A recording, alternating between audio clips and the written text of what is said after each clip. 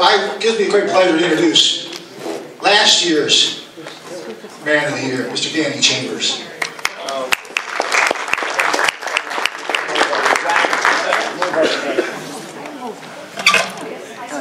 Good evening, everybody. Thank you for joining us tonight on this historic first night of the GOAT. Trying to expand the cultural aspect of our club, which is in our mission. So we're trying something new. So once again, like we always say, if you have an idea, a suggestion, something that we're doing not right, that we can do better, please let one of the trustees know that we're always looking to improve to make this the one of the showcases of the St. Patrick's Day season here in Cleveland. So John O'Brien and the board decided that we needed to expand our cultural impact, so we're going to do this first night here with some education, and ironically it comes with some anniversaries of major anniversaries in Irish history. And that's why John Jr. is here tonight to talk about the 100th anniversary on the death of Michael Collins, and then right after will be John Myers on the Good Friday Agreement. So two significant Irish stories that we're going to hear about tonight. And following that, we'll have some fun with just a movie. So just a nice, fun family night. At this time, I'd like to present John O'Brien Jr., who is the editor of the Irish newspaper here in town that we are so lucky to have. And he'll do his presentation on the 100th anniversary of the death of Michael Collins. He'll do a presentation, some PowerPoint. He will answer some questions at the end, but we're going to try to keep things moving as much as we can to get the movie started, because it is a school night. So thank you again. John O'Brien, everybody.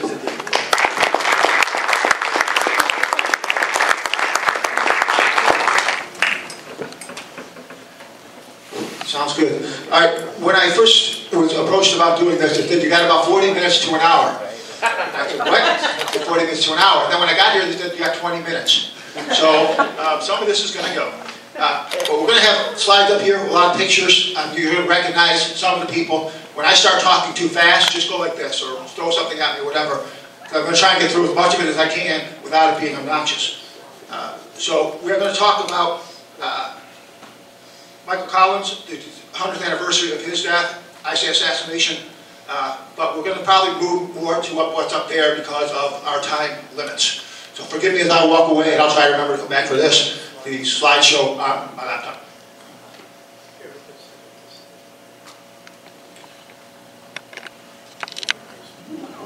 Now I know you can read, but this guy, the big fella, right here, Michael Collins. Next to him, as you can read, is Richard Mulcahy, who was sitting next to Michael Collins when he was assassinated on the Battle of Bath, and that's pronounced a lot of different ways. We don't know which one is correct, but I would say Battle of Bath, and don't pronounce the H at the end. So, 10 days before Michael Collins was assassinated, they went to Arthur Griffith's funeral, and that's they're in the procession. They're in full military uniform. The fact that both people were killed within 10 days was a tremendous impact. Arthur Griffith was a little bit of the older leader, Michael Collins was a newer leader, and to see both go down, most people didn't believe it. Arthur Griffith was an older fella, they knew that he was having troubles, but Michael Collins was indestructible. So, who was Michael Collins? And when I was doing the research for all this, there's this thing called Wordle, that you put in all your research, and it's going to look for, better?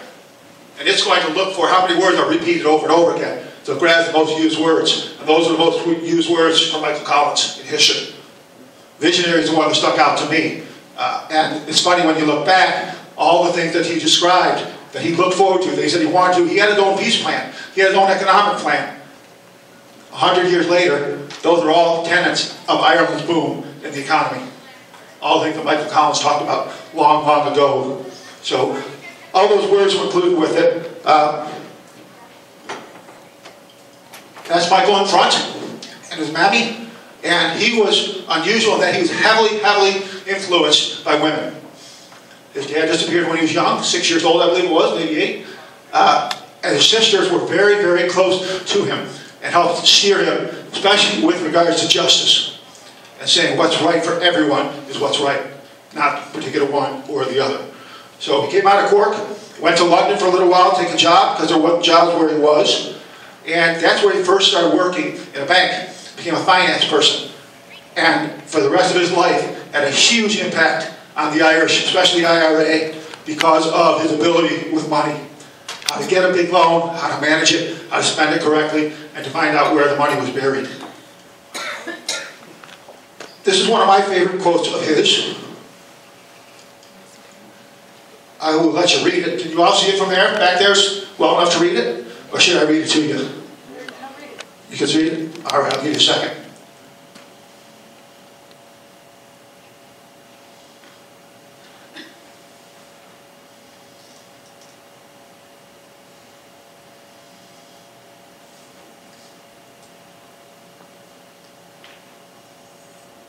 Read it? Good? All right.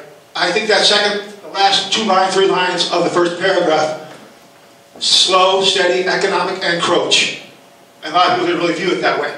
Subjugation, 800 years, whatever you may view, but it was bit by bit. It wasn't they walked, Strongbow walked on the land and it was over. It was bit by bit over time. And his view was right. Certainly, as we look later, like look backwards, we can see that the attack, the approach, probably would have been the right one had he survived, as we get into some of those things a little bit later. Certainly, most of you would recognize that. That is the General Post Office, the GPO, where the shelling started when the IRA took over that building in East Riding.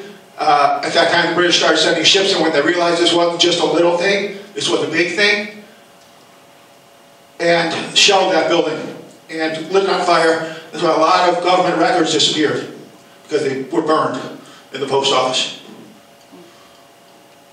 That's it today, or quite recently, to say. So it looks a little better. If you're standing there, you can't see the bullet holes from 100 years ago. I've seen it myself, so I know it's not a nice urban legend. Just before 1916, these fellas here were involved in different things to try to give Ireland freedom. You probably recognize a few of them, but the one that we're talking about today, oh, that doesn't work worth a darn. That's Mr. Collins right there. So this was early before, just after 16, as they went into the Civil War that came afterwards, from 22. They were involved in a lot of things. And the thing that struck me is, I don't know if humor is the right word, but Michael Collins was often in possession of the British, and they didn't know it.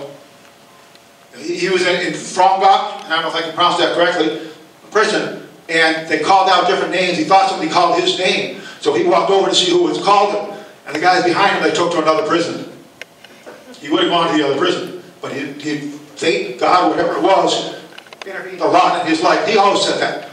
He was a very lucky man, very blessed man. As a younger Michael, when he first became a soldier, and then close to the end in 1920-21 on the right. So we'll get into some hard facts pretty soon, but this is where the story really starts. These are the 2 men who were chosen, whether they liked it or not, to go to London and negotiate a treaty with the British to end the British occupation. They knew, these 2 fellows knew, that at some point this treaty was going to end in the division of Ireland. In all their lives they'd always said, we will never settle for Ireland being divided. We'll never settle for that. One of the famous quotes we'll get to from Michael said, this was a path towards freedom. It wasn't freedom. The treaty was a path towards freedom. And that wasn't received well by the irregulars in the IRA, who felt that the country never should have been divided. And that's what started the Second War, the Civil War. So they tried to negotiate Ireland's freedom. They got a lot of things. That one of Michael's comments was that things that we got today, 10 years ago they would have said we will never get. We'll be so happy we'll never get it. We got it today and they're shouting at us in anger. We made a lot of progress, we did a lot of things, but because it's so contentious and the division of the Union, people hated them for it. So again, I'm trying to speed through some of this because I don't want to bore you to death, and I don't want John Myers hunting me down because he's up next. So try and go a little bit faster. When the British offered a truce, the Irish were shocked. They weren't expecting it. And you read the quote there, they didn't think they'd last another 3 weeks. But the British didn't know that.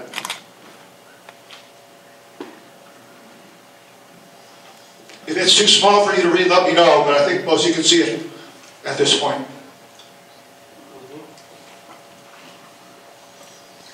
That is the first Doyle. Any native speakers? Am I saying it correctly? I believe I am, but I was born here. So that was the first Assembly of Ireland. That's what they call it. That's what that word means, the Assembly of Ireland. They looked fairly peaceful there. It didn't last long. These are the first elected officials, if you will, or selected officials that were in there, Doyle.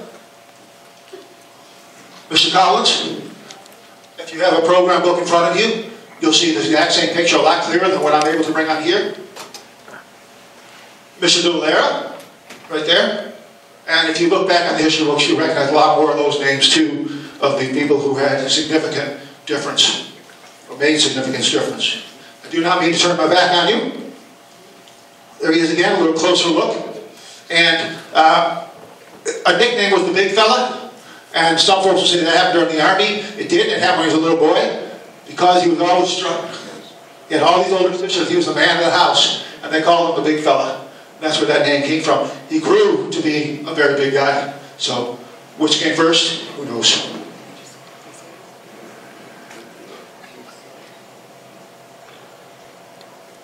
We've always heard the legend. Collins said that he knew when he signed the treaty he had signed his death warrant. He said it several times in that period right after. But he did say it.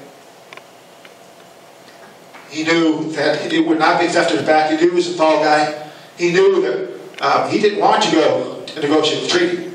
Dev said, "You're going," because Dev knew it was going to result in the splitting of Ireland and wanted no part of it. So he sent Collins.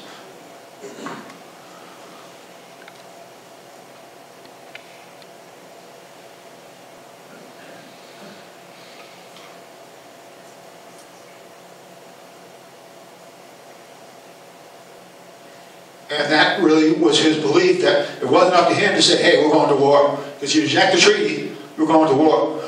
When he signed the treaty on December 6th, they had a meeting the night before, and he said, "We got to negotiate this, we got to negotiate that." And then Britain said, "No, you will sign tonight or we'll have war tomorrow." And that was it. There was no discussion. And they had agreed, Collins had agreed, that they would go back to Ireland with discussion about all the conditions. And they had negotiated a lot of great things. Done very, very well. Of course, they didn't get everything. But they said, "We will come back to the Doyle and show you all the conditions." But along the way, they were telling the leaders down that exactly what was being negotiated, what was agreed to. And had approval from the Supreme Council. There were no shocks to the Supreme Council. They knew what they had negotiated. But they didn't want their name on it. So Collins himself did not believe that he should sign to send Ireland back into war. And it really was what happened with the Civil War. It's kind of like World War II in Ireland itself. And again, he thought what he was doing was a stepping stone. It wasn't the final answer. It was what they were doing to try to do to set up the next step. Do you remember the first picture we saw of all the crowd there when you were coming in a few minutes late and didn't bring me a beer? Well, this is a close-up, the exact same picture of him speaking to the crowd about the treaty and what they were working on and the negotiations as they were trying to negotiate a peaceful transition. This I say because I'm trying to figure out the fastest way to say this. When they decided Cork had been mostly settled down. The IRA people had put down a little bit. The outskirts were still rough, but things were getting more and more peaceful. So he decided to go, Michael Collins decided to go to all the different outlets and look at their weaponry, how are they doing, with everybody doing okay. And the irregulars, the anti-treaty folks, to try to keep people from moving around, were chopping down trees, putting things carts across the road, just trying to stop people from having free access. So they kept changing their direction, which hurt them on the way down, and boy, did it hurt them on the way back after they had been shot. So they figured, we're going to go through, mounted this with a machine gun. And the one behind it had a different kind of gun, an ultra, super sub machine gun. And that gun, when the attack started, jammed. And it jammed right after Michael Collins had moved out of protection. Only 2 people were shot during that altercation. Michael Collins, who died, and a messenger who was leading the group on a motorcycle, who did live. So you can see how they were all sitting on there. When they stopped, they were seen by, and unknown to them, they were seen by an irregular who went in and told the people inside there having a meeting that Michael Collins just went by. And they said, well, he's got to come back, right? So more than 200 men were summoned and went to the hills and waited for him to come back. And he did about 6:30 that night. And when they opened fire, there were only about 2 dozen or so soldiers. And the road comes down, literally there's a valley here, there's a valley there. And they were shooting down. But these provided excellent protection. And Michael Collins was known as a bit of a risk taker. He liked to challenge people. When they first started opening fire, the man sitting next to him said, hit the gas, go, go. And Michael said, no, stop, let's fight him. If he had gone on, he probably would have been around a lot longer. But he's very brash. He very much felt that he should go on and tackle things head on, put it that way. So I'm about halfway through what I have time for, so forgive me for going so fast, but this is it. This is the ambush. So when they first came in, on their way out to see everybody, they came in this way. Okay? Stopped here. And that meeting I mentioned was right here. So all the irregulars were sitting here talking about getting peace. Did they want to negotiate? Did they want to have a truce? They were sitting here. He didn't know that was going on. They didn't know he was going on. When they went on, somebody went in and told these guys, hey, Collins was in that truck out there that we just saw a picture of. So when he went on his way through this, we'll go through it quickly, it was when he was coming back, they were waiting for him. And it took so long for him to come back, I just disconnected us. But there are some fascinating things talking about it. The Irish Examiner did on the 100th anniversary, did a pretty extensive series of stories about it. Looked back and tried to get a different viewpoint of it. And I was fortunate enough that my father got a copy of it and I saw it. And it was pretty amazing to the circumstances. You know, one gone this way, one gone that way. It would be a totally different story. But it did. It was history that it was. So we have to move on with it. So as we look, you'll follow your numbers 1 and 2 down there, right? Not sure how much you can see, but 1 and 2. So once they went through, these guys started laying mines. And they took an old cart and crashed it across the road. So that when they came back, they couldn't get through. They would have to stop. And that is what happened. I should have bigger eyes, but so just after 6 a.m. when they came through this way, going through.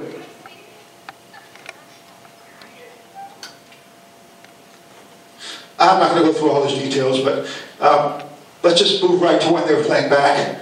So they laid those mines across the road. That was near noonish.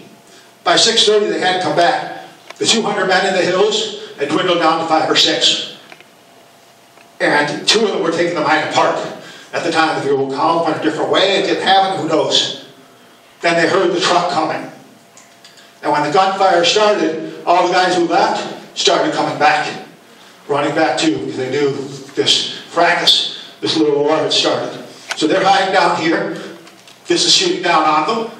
They're trying to stay behind the trucks to protect themselves and shooting up, right? Well, as this got further and further apart, Mr. Collins decided they had a submachine gun on this one here, and that thing was mowing down the hills and mowing down the hills. So nobody on that side that was shooting down was shooting. They stopped. So he decided, I'm going to move down a little bit, catch up to the rest of my team, and start shooting some of these folks myself as well. Stop this, end this right now. So he stepped out from behind the truck and started moving down back towards the rest of his team. Machine gun jammed and couldn't shoot. So all the guys that are up in the hills suddenly popped their heads back up and started shooting back. He was grazed by 1 bullet, came in here, and fell. He did fire a few more times after that, just to try to keep the fire going.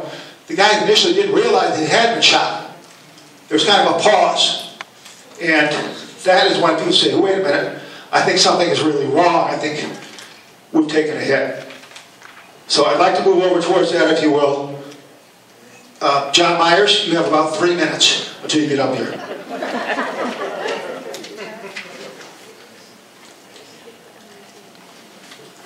Forgive me for skipping around here, but we've got to do it because Mr. Myers is more important than I am.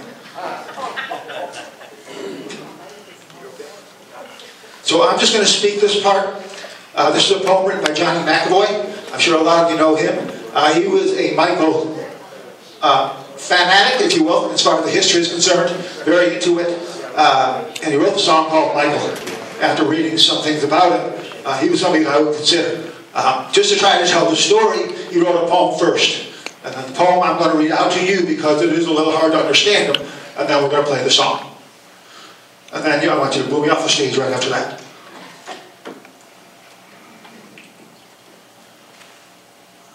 The curlew stood silent and unseen in the long damp grass. He looked down the road below him that wound his way to Ville-Nabla.